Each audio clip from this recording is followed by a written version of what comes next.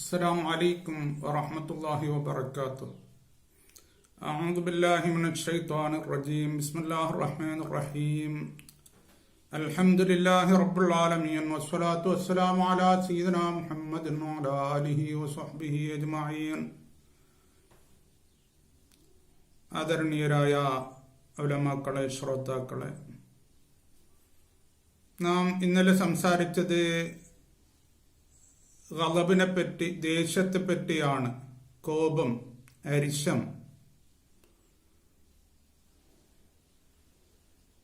അതിൻ്റെ തുടർച്ചയെന്നോണം ഇന്നും ക്ലാസ് അത് തന്നെയാണ്. ഇതിനെപ്പറ്റി ഓരോന്നിനെപ്പറ്റിയും ഒരുപാട് നമുക്ക് സംസാരിക്കാനുണ്ടെങ്കിലും വളരെ ചുരുക്കിയിട്ടാണ് പറയുന്നത്, കുറെ നീട്ടുന്നില്ല.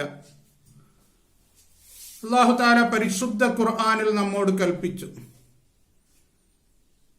ദേഷ്യം അരുത്, അങ്ങനെ ഉണ്ടായിപ്പോയാൽ നിങ്ങളത് എന്താക്കണം, അതിനെ ഒതുക്കണം എന്ന് അല്ലാഹു പറഞ്ഞു. ദേഷ്യത്തെ വിഴുങ്ങണം എന്ന് അല്ലാഹു തആല പറഞ്ഞു. അതേപോലെ തന്നെ ബഹുമാനപ്പെട്ട നബി കരീം സല്ലല്ലാഹു അലൈഹി വസല്ലമ തങ്ങളും നമ്മെ ഉണർത്തി ദേഷ്യം ഒരിക്കലും ഉണ്ടാകരുത് എന്ന്. ദേഷ്യം പിടിക്കരുത് എന്ന് ആവർത്തിച്ച് പറഞ്ഞത്. ചോദിക്കാം, എന്നെ ഉപദേശിക്കണം എന്ന് ഒരു വ്യക്തി ചോദിക്കുമ്പോഴൊക്കെ പറഞ്ഞത് ദേഷ്യം പിടിക്കരുത്, കോപിക്കരുത് എന്നാണ്. അതിന്റെ അർത്ഥം അത് വളരെ ബുദ്ധിമുട്ടാണ് എന്നാണ്. ഇസ്ലാമിൽ എന്തൊരു കാര്യം അത് അരുത് എന്ന് പറയുന്നുണ്ടെങ്കിൽ അതിൽ വലിയൊരു അന്തരാർത്ഥങ്ങളുടെ ലോകങ്ങൾ തന്നെ അടങ്ങിയിട്ടുണ്ട്. അരുത് എന്ന് പറയുന്ന എത്രയോ കണക്കില്ലാത്ത കാര്യങ്ങളെ പറ്റി ഇസ്ലാമിൽ അരുത് എന്ന് പറയുന്ന കാര്യങ്ങളുടെ ബേക്കിലുള്ള സയന്റിഫിക് റിസർച്ചുകൾ നമുക്ക് എത്രയും പറയാനുണ്ട്. അപ്പൊ ദേഷ്യം അരുത് എന്ന് പറഞ്ഞു. എന്നിട്ട് മറ്റൊരു വ്യക്തി വന്ന് നബി സല്ലല്ലാഹു അലൈഹി വസല്ലമ തങ്ങളടുത്ത് ചോദിച്ചപ്പോ, എനിക്ക് ചില്ലറ കാര്യം, എനിക്ക് ജീവിക്കാൻ പറ്റുന്ന ചില്ലറ കാര്യം പഠിപ്പിച്ചു തരണം എന്ന് പറഞ്ഞപ്പോ അവിടെയും പറഞ്ഞത് എന്താ? ദേഷ്യം പിടിക്കരുത് എന്ന്. അദ്ദേഹം ചോദിച്ച ജീവിക്കാൻ പറ്റിയ കാര്യങ്ങൾ പറഞ്ഞു തരണം. അവിടെ പറഞ്ഞ മറുപടി ദേഷ്യം പിടിക്കരുത് എന്ന്. കാരണം എന്താ? നബി കരീം സല്ലല്ലാഹു അലൈഹി വസല്ലമ തങ്ങൾക്ക് അറിയാം, ദേഷ്യം പിടിക്കുന്ന വ്യക്തികൾക്ക് നേരെ സുഖത്തിൽ ജീവിക്കാൻ ഒരിക്കലും പറ്റുകയില്ല എന്നറിയാം. ഇതിന്റെ റീസർച്ചാണ് ഞാനിപ്പോ പറയുന്നത്. ഇന്നലെ ഒരുപാട് കാര്യങ്ങൾ ഞാൻ പറഞ്ഞു. ദേഷ്യം പിടിക്കുന്നവർക്ക് ഉണ്ടാകുന്ന ബുദ്ധിമുട്ടുകൾ, രോഗങ്ങൾ, അതിന്റെ സൈഡ് എഫക്റ്റുകൾ ഞാൻ പറഞ്ഞു. ഇന്ന് പറയുന്നത് ക്രിസ് ഐക്കൻ MD എന്ന് പറഞ്ഞിട്ട് ഒരു സൈക്യാട്രിയുടെ Wake Forest university school medicine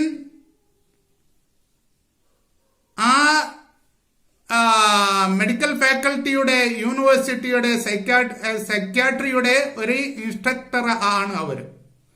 എന്ന് മാത്രല്ല, മൂഡ് ട്രീറ്റ്മെന്റ് സെന്ററിന്റെ വിൻസ്റ്റൺ സേലമിൽ വെച്ചിട്ട് നോർത്ത് കാലിഫോർണിയയിലെ മൂഡ് ട്രീറ്റ്മെന്റ് സെന്ററിന്റെ ഡയറക്ടറും കൂടിയാണ്. ചുരുക്കത്തിൽ വലിയ ഒരു വ്യക്തിത്വം, വലിയൊരു ശാസ്ത്രജ്ഞൻ. അവര് പറയുന്നത്, ഈ ദേഷ്യം പിടിച്ചിട്ട് ഏകദേശം 2 മണിക്കൂർ കഴിയുമ്പോഴേക്ക്, ചെറുങ്ങനെ പിടിക്കുന്നത് കൊണ്ടോ അങ്ങനെയല്ല, മുമ്പ് പിടിച്ചവരൊന്നും വിഷമിക്കേണ്ട ആവശ്യമില്ല, എന്നാലും ചിന്തിക്കണം ധാരാളം. നബി സല്ലല്ലാഹു അലൈഹി വസല്ലമ തങ്ങൾ പറഞ്ഞു, ജീവിക്കാൻ വേണ്ടി ദേഷ്യം പിടിക്കരുത് എന്ന് പറഞ്ഞു. ചോദിച്ചപ്പോ ഇവര് പറയുന്നത്, ദേഷ്യം പിടിച്ച് 2 മണിക്കൂർ ആവുമ്പോഴേക്ക് ഹാർട്ട് അറ്റാക്ക് വരാനുള്ള 1 അല്ല 2 ചാൻസ് ഉണ്ട്. 2 എന്ന് പറഞ്ഞാല് ഡബിൾ ചാൻസ് എന്നർത്ഥം. ഡബിൾ ഹാർട്ട് അറ്റാക്ക് എന്നല്ല, ഡബിൾ ചാൻസ് ഉണ്ട്. അത്രയും വലുതായിട്ട് അത്രയേറെ സാധ്യതയുണ്ട് ഹാർട്ട് അറ്റാക്ക് വരാൻ. ചില്ലരൊന്നും അല്ല ദേഷ്യം പിടിക്കുന്നത്. അതാണ് അല്ലാഹു തആല പറഞ്ഞത്, ദേഷ്യത്തെ ഒതുക്കണം എന്ന്, അത് പിടിച്ചു വിഴുങ്ങണം എന്ന് അല്ലാഹു തആല പറഞ്ഞു. നബി സല്ലല്ലാഹു അലൈഹി വസല്ലമ തങ്ങൾ ചോദിക്കുമ്പോഴൊക്കെ പറഞ്ഞു ദേഷ്യം പിടിക്കരുത് എന്ന്. കാരണം കാരണം അള്ളാഹുവിനക്ക് എല്ലാം അറിയാം. അള്ളാഹു താല ശാസ്ത്രജ്ഞന്മാരെയും ശാസ്ത്രത്തെയും പടച്ചവനാണ്. നബി സല്ലല്ലാഹു അലൈഹി വസല്ലമ തങ്ങൾക്ക് എല്ലാ കാര്യങ്ങളും അറിയാം. അള്ളാഹു താല കണക്കില്ലാത്ത കാര്യങ്ങൾ പഠിപ്പിച്ചു കൊടുത്തിട്ടുണ്ട്. നബി സല്ലല്ലാഹു അലൈഹി വസല്ലമ തങ്ങൾ പറയുന്നത് മുഴുവനും വഹി മുഖേനയാണ് എന്ന് എല്ലാവർക്കും അറിയാം.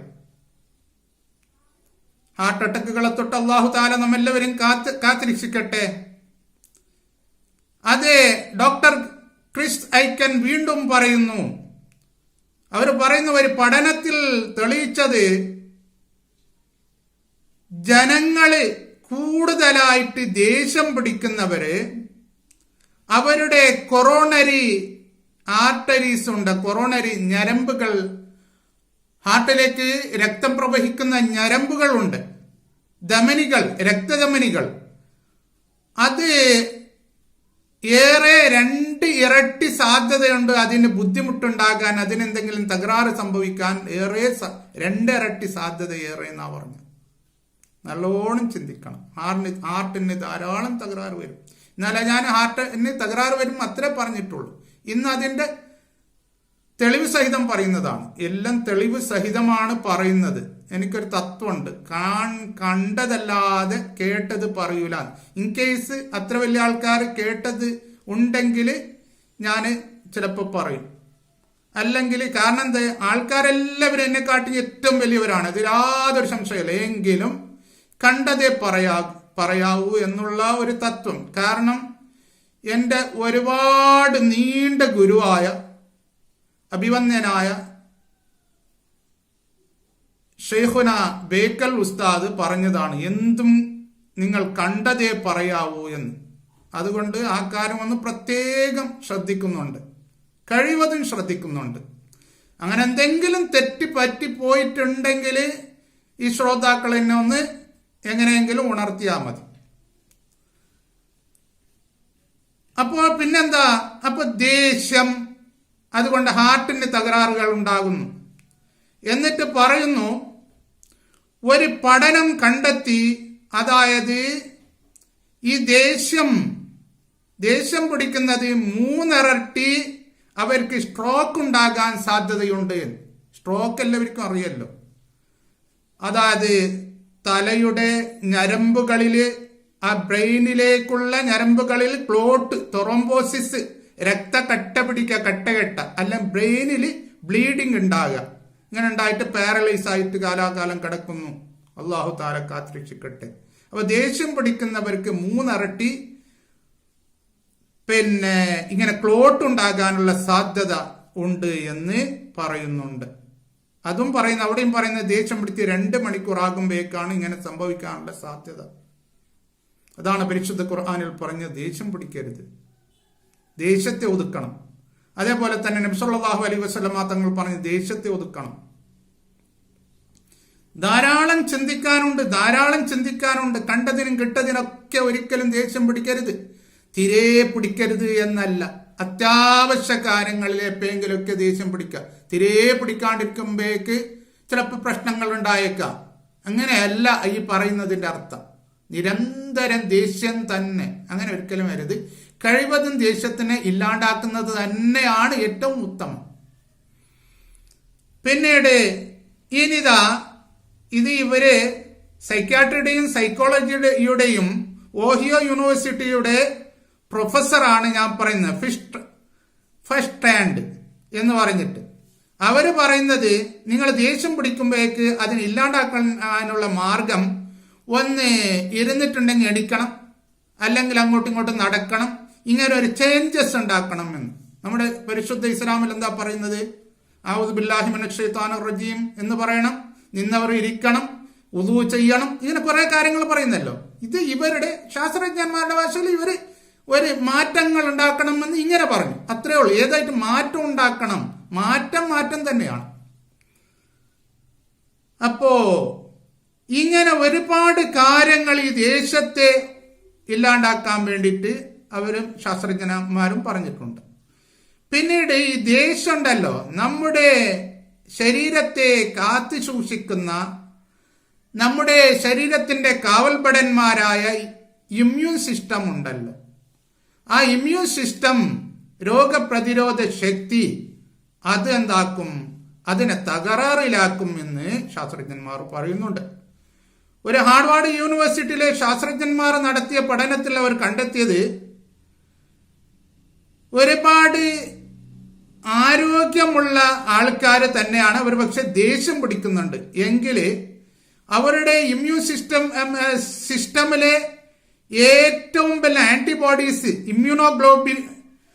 ഇമ്മ്യൂണോഗ്ലോബുലിൻ ആണ്. അതായത് ഈ ഡിഫൻസ് ചെയ്യുന്ന, പ്രതിരോധിക്കുന്ന, ഇൻഫെക്ഷനുകളെല്ലാം പ്രതിരോധിക്കുന്ന മുൻനിരയിൽ നിൽക്കുന്ന ആ ഭടന്മാർക്ക് എന്തോ തകരാറുണ്ടാകുന്നു. പിന്നെ അതുമൂലം നമ്മുടെ ഇമ്മ്യൂൺ സിസ്റ്റമിന് ഡിസോർഡർ വരുന്നു, തകരാറ് വരുന്നു, അത് വീക്കാവുന്നു. അവർക്ക് പിന്നെ രോഗങ്ങളെ പ്രതിരോധിക്കാൻ പറ്റുന്നില്ല. അതുകൊണ്ട് ദേഷ്യം പിടിക്കരുത് എന്നാണ് പറഞ്ഞിരിക്കുന്നത്. ഇനി ക്ലാസ് നീണ്ടുപോകുന്നു എന്നെങ്കിൽ ചുരുക്കത്തിൽ ഞാൻ പറയുന്നു, ഞാൻ ഇന്നലെ പറഞ്ഞതുപോലെ ദേഷ്യം പിടിക്കുന്നവർക്ക് അത് പിന്നെ ഉത്കണ്ഠയെ, ബേജാറിന്റെ മേലെയുള്ള ഒരു അവസ്ഥയെ അതെന്താക്കുന്നു, നല്ലോണം കൂട്ടുന്നു. ഒരു journal of cognitive behaviour therapy publish ചെയ്ത ഒരു പഠനത്തിൽ അവർ പറയുന്നത്, ഗവേഷകന്മാരെ കണ്ടെത്തി ഇതിങ്ങനെ ആങ്സൈറ്റിയെ ഭയങ്കരമായിട്ട് കൂട്ടുന്നു, ഉത്കണ്ഠയെ, ബേജാറിന്റെ മേലെ ബേജാറിനെ കൂട്ടുന്നു.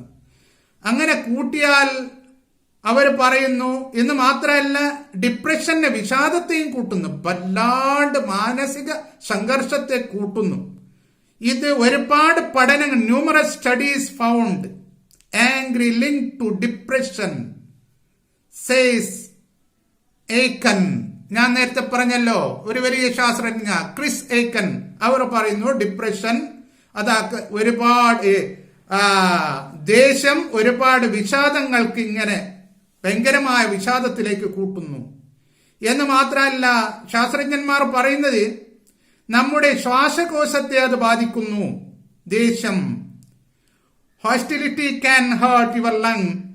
ഹാർവാർഡ് യൂണിവേഴ്സിറ്റിയിലെ ഒരുപാട് ഒരു ഗ്രൂപ്പ് ശാസ്ത്രജ്ഞന്മാർ കണ്ടെത്തി 670 ജനങ്ങളിൽ 8 വർഷത്തിലായിട്ട് നടത്തിയ ഒരു പഠനത്തിൽ അവര് ഒരു പ്രധാനമായ പഠനമാണ്. അതിൽ അവർ കണ്ടെത്തിയത് ഈ നമ്മുടെ ശ്വാസകോശത്തിന്റെ കപ്പാസിറ്റിയെ ദേഷ്യം കുറക്കുന്നു എന്ന് മാത്രമല്ല, നമ്മുടെ ശ്വാസകോശ സംബന്ധമായ ഒരുപാട് കാര്യങ്ങൾക്ക് പ്രോബ്ലംസ്, ബുദ്ധിമുട്ടുകൾ, തകരാറുകൾ ഉണ്ടാക്കുന്നു എന്ന് അവർ കണ്ടെത്തി.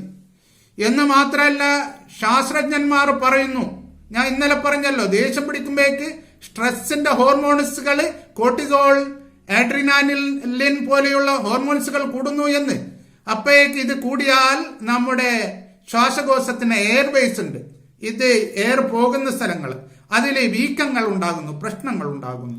എന്ന് മാത്രമല്ല, ശാസ്ത്രജ്ഞന്മാർ അവസാനമായി പറഞ്ഞു, anchor can shorten your life. ഈ ദേഷ്യം നിന്റെ ആയുസ്സിനത് കുറക്കും.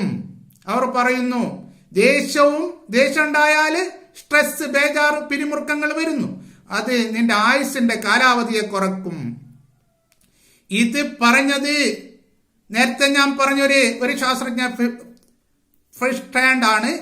അവര് യൂണിവേഴ്സിറ്റി ഓഫ് മിച്ചിഗാനിൽ നടത്തിയ ഒരു പഠനത്തിൽ, 17 വർഷത്തിലായി നടത്തിയ ഒരു പഠനത്തിലാണ് അവർ കണ്ടെത്തിയത് അത് ആയുസ്സിനെ കുറക്കുന്നു. ദേഷ്യം പിടിച്ചവർ പെട്ടെന്നായിട്ട് മരണപ്പെട്ടു പോകും. അള്ളാഹു തആല നമുക്കെല്ലാവർക്കും ദീർഘായുസ്സും ആഫിയത്തും അള്ളാഹുവിന്റെ പരിപൂർണ്ണ പൊരുത്തത്തിലായിട്ട് തരട്ടെ. ആമീൻ. വആഖിറു ദഅവാനാ അൽഹംദുലില്ലാഹി റബ്ബിൽ ആലമീൻ. അസ്സലാമു അലൈക്കും വറഹ്മത്തുള്ളാഹി വബറകാതുഹു.